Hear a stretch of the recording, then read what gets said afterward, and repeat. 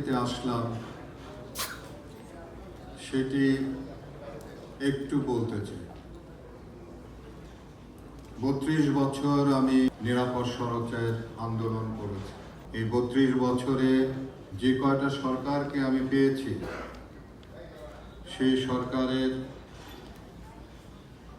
তাদের কোনো রকমের সাহায্য সহযোগিতা পায়নি। না পাওয়ার জন্যে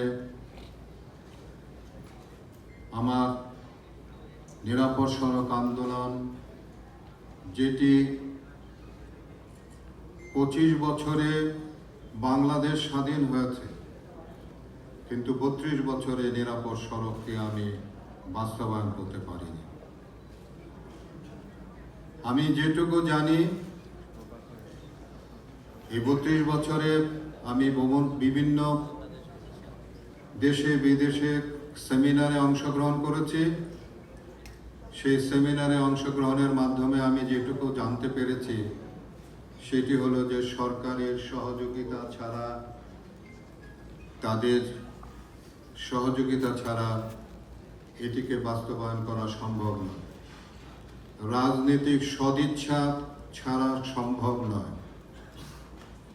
তো যে কারণের জন্যে এই 32 বছরে আমি রাজনৈতিক সহযোগিতা আমি পাইনি।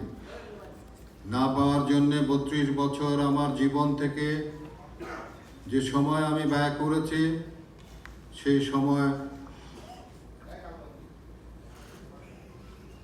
সেই সময়টি আমার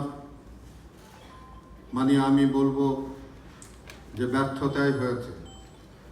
যদিও কিছু কিছু